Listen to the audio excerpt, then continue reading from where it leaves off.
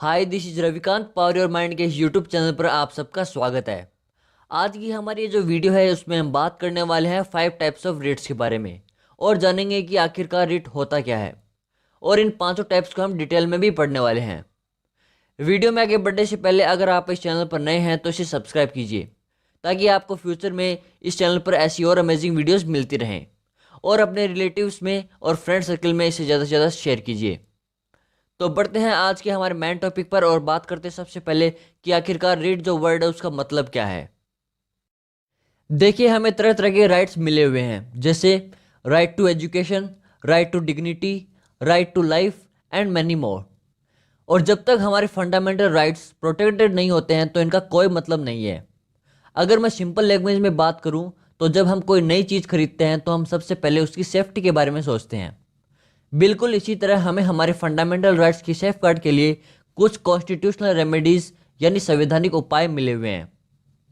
सबसे पहले बात करते हैं हमारे कॉन्स्टिट्यूशन के पार्ट 3 की, जो आर्टिकल 12 से आर्टिकल 35 तक एक्सटेंड होता है और जो हमारे फंडामेंटल राइट्स से रिलेटेड है।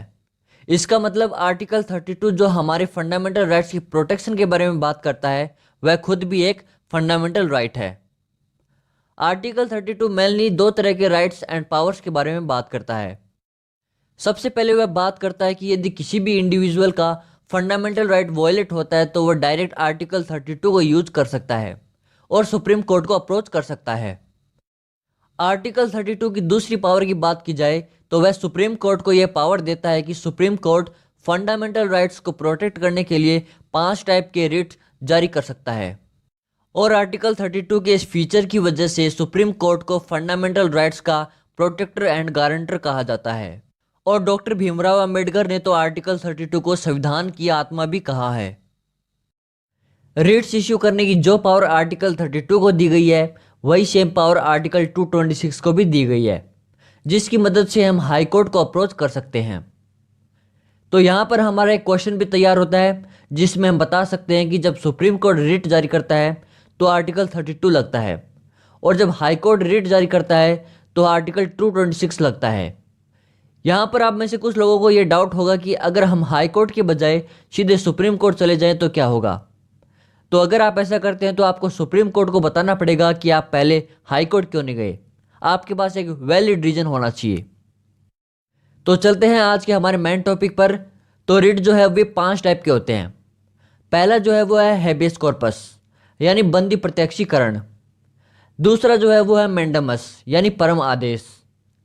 तीसरा जो है वो है सर्टियोरारी यानी उत्प्रेषण लेख। चौथा जो है वो है प्रोहिबिशन यानी प्रतिषेध। और पांचवा जो है वो है को वारंटो यानी अधिकार परीक्षा। तो ये हैं हमारे 5 प्रकार के रिट्स। और सबसे पहले हम बात करते हैं हमारे पहले रिट के बारे में, जो है हैबेस कॉर्पस यानी बंदी प्रत्यक्षीकरण। अगर एक सिंपल लाइन में बात करूं तो हैबेस कॉर्पस का सीधा सा मीनिंग है टू ब्रिंग द बॉडी। देखिए, होता क्या कि आप लोगों ने कई बार सुना होगा कि पुलिस किसी को रिमांड पर रख लेती है। ठीक है, अब पुलिस ने किसी व्यक्ति को रिमांड पर ले रखा है और कोर्ट के सामने पुलिस उसे प्रस्तुत नहीं कर रही है और उस व्यक्ति के फैमिली वाले चाहते हैं कि पुलिस वाले उसे एटलीस्ट जज के सामने लेकर तो आए ताकि जज साहब कोई फैसला दे सके। लेकिन पुलिस उसे जुडिशरी यानी जज के सामने प्रस्तुत नहीं कर रही है। अब इस केस में उस व्यक्ति के फैमिली वाले क्या करेंगे? उसके फैमिली वाले हैबेस कॉर्पस के लिए अपील करेंगे और इस केस में कोर्ट जो है वो उस पुलिस अधिकारी के लिए हैबेस कॉर्पस जारी कर देगी। यानी कोर्ट की तरफ से ये पुलिस अधिकारी के लिए एक आदेश हो जाएगा और कोर्ट कहता है कि अगले 24 घंटे के अंदर इस पर्टिकुलर व्यक्ति को कोर्ट में पेश किया जाए। इसके बाद उस पुलिस अधिकारी को उस व्यक्ति को कोर्ट में पेश करना पड़ेगा। So this is called habeas corpus यानी बंदी प्रत्यक्षीकरण। अब आपके मन में एक सवाल उठ रहा होगा कि कभी हैबेस कॉर्पस रिट का यूज किया गया है?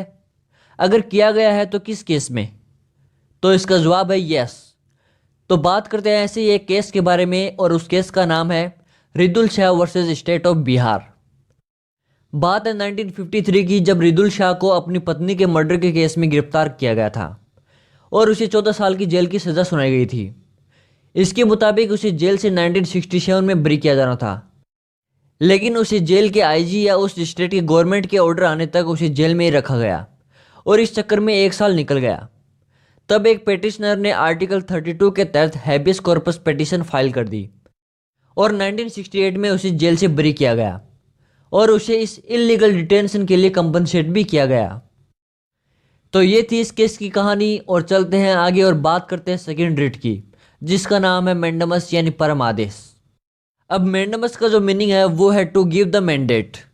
अगर सिंपली मैं ये कहूँ कि इसका मतलब जो है वो है टू डू योर जॉब, यानी ये रिट तब जारी किया जाता है जब कोई सरकारी कर्मचारी या आप कह सकते हो कि सरकारी कार्यालय अपनी ड्यूटी का निर्वहन नहीं कर रहा हो, तो उस केस में ये रिट जारी किया जा सकता है।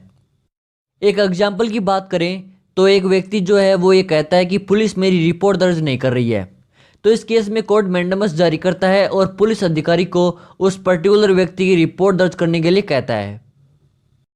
अगर मैं यहाँ पर एक इम्पोर्टेंट पॉइंट की बात करूँ तो ये रिट जो है वो राष्ट्रपति और राज्यपाल के खिलाफ जारी नहीं हो सकता।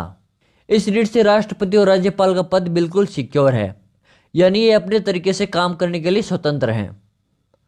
बात करते हैं एक ऐसे केस के बारे में जब किसी पब्लिक ऑफिशियल के लिए मैंडेमस जारी किया गया था, और उस केस का नाम है the Gujarat state financial corporation versus lotus hotel.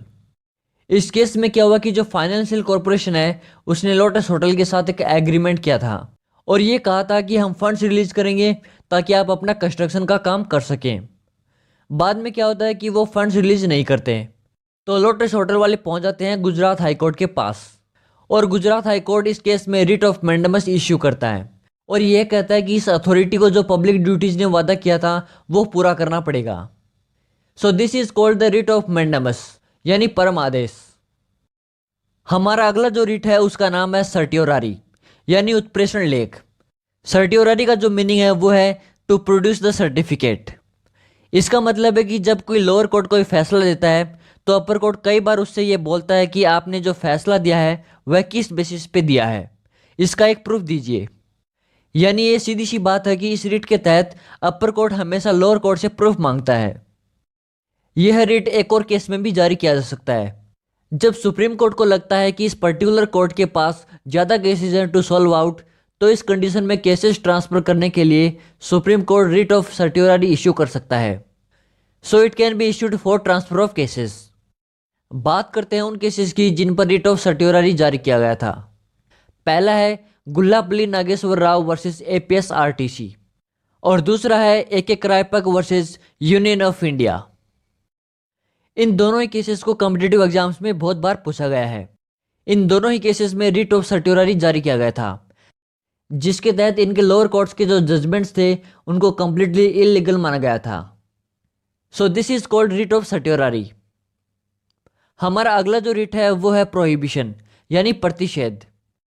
Prohibition का सीधा सा मीनिंग है मना करना, यानी जब कोई लोअर कोर्ट अपने अधिकार क्षेत्र से बाहर जाकर काम करता है तो उसका जो अपर कोर्ट है वो उसके खिलाफ रिट ऑफ प्रोहिबिशन जारी करता है। अब मान लो कि कोई कोर्ट बार बार सुनवाई के बाद एक ही पक्ष में फैसला देता है और शिकायतकर्ता फिर भी बार बार अपनी कंप्लेन लेकर उसी कोर्ट में आता है, तो इस सिचुएशन को उस कोर्ट का अपर कोर्ट देख रहा है और उस कोर्ट के लिए रिट ऑफ प्रोहिबिशन जारी करता है कि आप अपने अधिकार क्षेत्र में रहकर अपने कार्य का निर्वहन करें। प्रोहिबिशन रिट जो है वह मिस्टेक होने से पहले जारी किया जाता है और सर्टियोरारी रिट जो है वो मिस्टेक होने के बाद में जारी किया जाता है, ताकि जिस कोर्ट से मिस्टेक हुई है उसे सुधारा जा सके। सो this is called writ of prohibition. चलिए बात करते हैं हमारे अंतिम और फिफ्थ रिट के बारे में, जिसका नाम है को वारंटो। और ये रिट कॉम्पिटिटिव एग्जाम की पॉइंट ऑफ व्यू से काफ़ी इंपॉर्टेंट है और काफ़ी बार ये एग्जाम में पूछा भी जा चुका है। इस रिट का मीनिंग है कि यदि कोई व्यक्ति अगर किसी पब्लिक पोस्ट पर है और वह उस पब्लिक पोस्ट के लिए योग्य नहीं है, तो इस केस में जुडिशरी उस व्यक्ति के खिलाफ को वारंटो जारी कर सकती है। और एक बार अगर को वारंटो जारी हो जाता है तो उस व्यक्ति को जुडिशरी को रिप्लाई देना पड़ता है कि आप जिस पोस्ट पर हैं वह किस बेसिस पे ज्वाइन कर रखी है। मान लो किसी सरकारी पोस्ट की रिटायरमेंट एज 60 ईयर्स है और उस पोस्ट पर कोई 62 ईयर्स का व्यक्ति अपॉइंटेड है, तो जुडिशरी इस केस में उस व्यक्ति से पूछ सकती है कि आपको 60 ईयर्स रिटायरमेंट एज वाली पोस्ट पर किस बेसिस पे अपॉइंट किया गया है। सो दिस इज कॉल्ड को वारंटो। सो फाइनली यहाँ पर होता है हमारा ये टॉपिक कंप्लीट। आई होप आपको पांचों के पांचों रिट समझ में आ गए होंगे। वीडियो देखने के लिए बहुत बहुत धन्यवाद। अगर आपको मेरा काम पसंद आता है तो पावर योर माइंड के इस यूट्यूब चैनल को सब्सक्राइब कीजिए, शेयर कीजिए और लाइक कीजिए। तो आज की इस वीडियो में बस इतना ही। मैं मिलता हूँ आपको अगली वीडियो में। जय हिंद।